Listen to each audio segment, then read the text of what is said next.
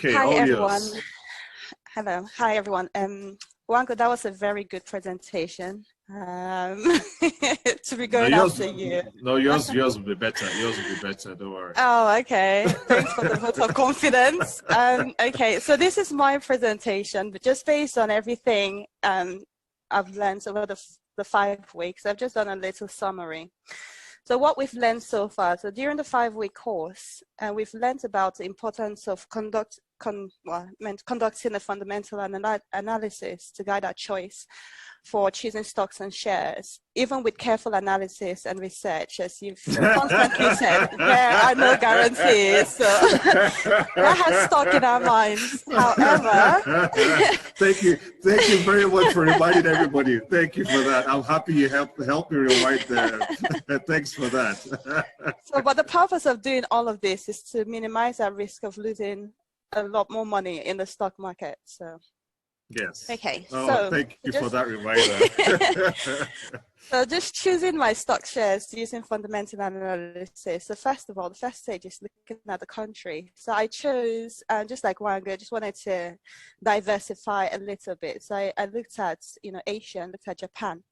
And what I found out using Wikipedia and sort of Google platform is that Japan is a developed economy or market. Is the 11th most populous country in the world. It's a member of the international organizations like the United Nations, the OECD, and the G7, which is quite good when you're looking at the political landscape of the country. Yes. They are global leaders in the automotive and electronics industry with significant contributions made to science and technology. They're also known for their arts, cuisine, and popular culture, and they're quite prominent in the video and gaming industry. Yeah. So one interesting thing I found about Japan is that the e-commerce is only about 8% of the total sales. So they still use quite a lot of cash, which means that for investors, the country's companies have further to run in terms of growth that other major markets such as the US have already gained. Okay, so looking at the key indicators of Japan as a country, from my research, Japan is quite politically stable. They've got a unitary state and constitutional monarchy. There wasn't anything I found when I was doing my research that gave me any red flags or any cause for concern. Yes.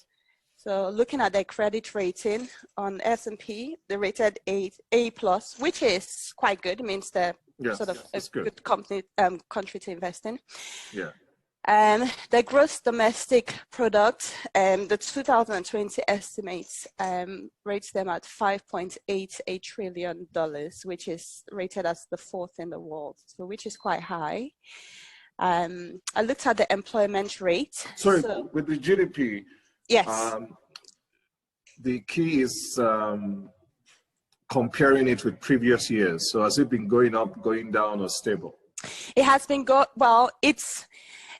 if you look at over the last 10 years, it has gone down. I think at some point it was second, but it's been stable over the last 5 years. Where it is. Yeah, so that's the key. The key is just to just like exactly, just like Nwago did. You're comparing to see if the country as a whole is their productivity is increasing. So you compare the last 3 or 4 or 5 years and see if it's been sort of stable and all. Of course, we know most countries, virtually all countries in the world this year, their GDP fell because of COVID. But to see what has been over the last 4 years or 5 years. Sure. Yes. So they've been quite stable at that, be in the position they're in. So looking at the unemployment rate, currently it's about 2.9. So if you look at the graph to the right-hand side, that is sort of the trend over the last 5 years. So it's been trending down. It's been trending down, and obviously because of the COVID in 2020, it went up, but you can see it's starting to go down again.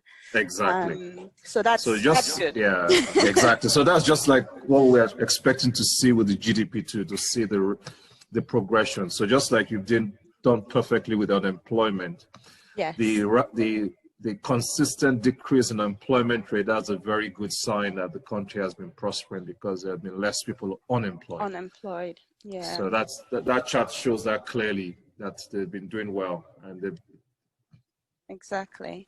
So then the next one I looked at was the consumer price index. So obviously the rate of inflation. And in July, it was noted as 0.3%. And it had increased from a 3-year level of 0.1% prior to COVID. So it's been pretty stable at 0.1 for the last 3 years. yes. Prior to COVID, and because of the COVID, it's gone up like most economies. So again, that's a good indication that they're kind of, you know, quite a stable economy. It's not just going up and through the roof, the rate of inflation. And that is the graph to the, sorry, very technical. Okay, so the next thing I looked.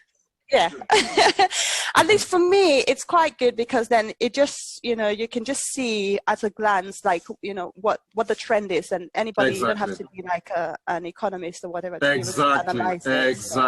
Exactly. Yeah. So the Which next, I'm not an economist myself. Yeah, you're like me. I'm a physio, so we're in the medical profession together. Oh, okay. Oh, good to know. So looking at the second stage of the fundamental analysis, looking at the industry group, I chose the automobile industry. So I must confess, I did this research in like an hour. So that's okay. That's okay. I didn't put, like, with the global. What I've written is that the global automotive industry is estimated to reach 1,014,250 units by 2024, which is significantly more than it is now. I can't tell you what it is now, because I got that information from a website. That's okay. But from what I've gathered is that it looks like it's going to improve or increase quite significantly in the next 4 years. On the basis of region, the Asia Pacific held the largest market share of 53.91% of this industry. And that's a lot. And it is quite a lot. And obviously Japan is in this region. So the Asia Pacific accounted for the largest market in the global automotive industry, owing to increasing demand from developing nations. Moreover, the concentration of several key players such as Toyota Motor Corporation, SAIC Motor Corporation, Nissan, Hyundai, Honda in the regions add to the market growth in the Pacific region. So you can look at the competitors, the different companies that you can compare. And, I mean, you already know quite a few names already stand out that everybody knows about from that list. Exactly. Yeah. So the company I chose to look at was Honda, again, because it's a well-known brand. It's been around for a long time, and obviously based in Japan. So Honda is a Japanese public multinational conglomerate corporation, primarily known as a manufacturer of automobiles, motorcycles, and power equipment. And it's listed on the New York Stock Exchange, which is good. It's just that it's quite a high-performing company if it's listed on the New York Stock Exchange. Exactly. Yeah. So I was looking at sort of the different indicators for the company. So I looked at the dividend yield, which is quite high. I looked at the Hargreaves Lansdown web page, and the dividend yield is showing as 3.46%. So you'll be getting a good income from that company. Exactly. There wasn't much information on Hargreaves Lansdown on the earnings per share and the PE ratio. So I looked on the Money Watch website. Market Watch, that's it. Yeah. So Honda EPS for the quarter ending June 30th, 2020 was valued at minus $0.44, which is 148.93% decline year over year. I've got, I think the next slide no, that's not it, sorry. And it appears to have been declining since 2008, 2019, 18-19. So for the last 3 years, it appears to have been declining. Yes. So again, you said look at the sort of the trend. Exactly. Because I was trying to, ascertain whether it was because of the coronavirus or whether it's been declining since, and it appeared to have been declining steadily since then. Before the coronavirus. Way before the coronavirus. Exactly. And so by well done. increasing amounts each time. So that was like a red flag for me. Yes, exactly. So I looked at the PE ratio as well, which was quite high, as 24.27. So like Wagu's presentation, Novo Nordisk, it's kind of in the overvalued range. Exactly. And the reason I came to that conclusion because the EPS was declining, but the PE ratio was still quite high. So that from the side. Okay, so this was the chart I got, 5-year share chart for Honda from the Hagrid Lansdowne website. So you can see it's kind of been going up and down, but at least from 2018, it's kind of been declining. Exactly. Exactly.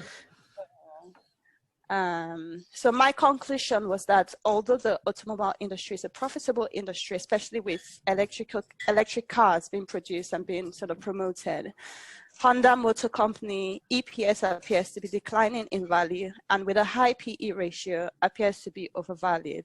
I therefore would not be investing in this stock at this time. Well done. That's my conclusion.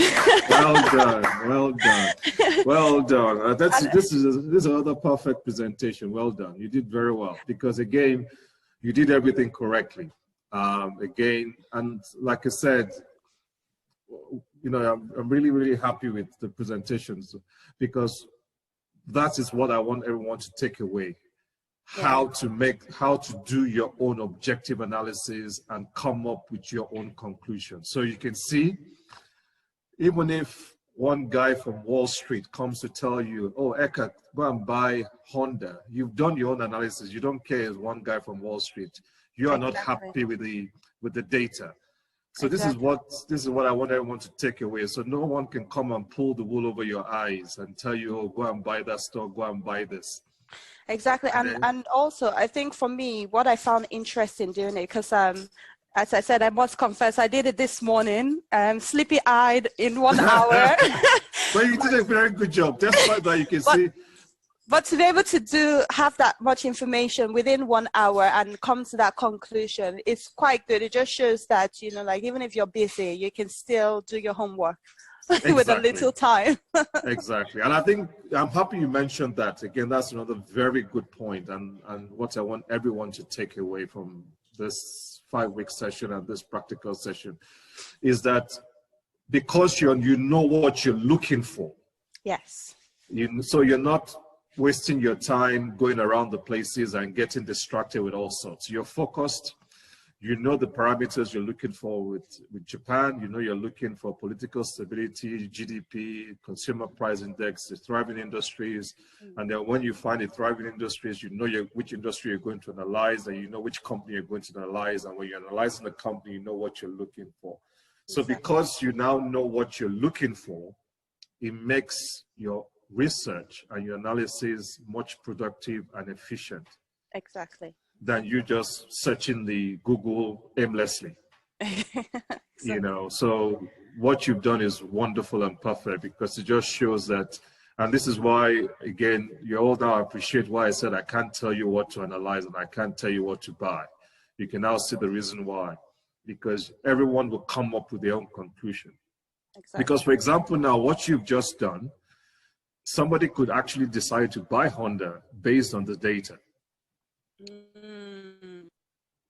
But that's their own problem. At least they know what they're doing. They know they're taking a risk. They know this is because obviously, if you want to take your analysis one step further, you can just Google Honda and find out what's happening in the news. Because obviously, you have to find out why are they doing badly over the last couple of years, because Tesla obviously is doing very well. Tesla is now one of the most valued car companies.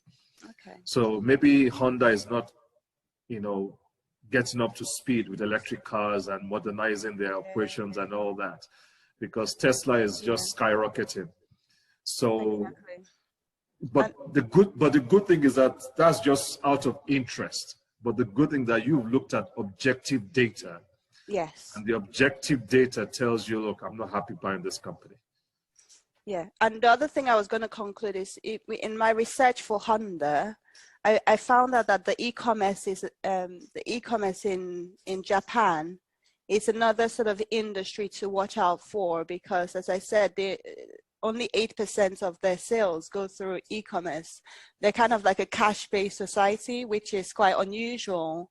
Yeah. And they're predicting that in the future, like the e-commerce is going to kind of blow up. So that's another thing to look out for. Exactly. Because if you now find out that somebody has developed a PayPal kind of thing or e-payment thing in Japan, and the company has moved in there, then yes, you might then think about looking at that. So again, I'm happy you brought that up, because this is how sometimes in your research, you begin to have an idea what industries to look out for. In fact, this is where the news becomes interesting. Because now that you've said that, if all of a sudden you hear the news that one company is offering e-payment in Japan, that will pique your interest. Exactly. Very quickly. Let me go and find out about that company, because I know that's a growth industry. Exactly. So you can see all this is very useful, because now the bottom line is you now know how to decipher information, you know how to decipher news, and then you know how to go and do your homework before you make decisions. So well done. Thank you very much. Thank you very much.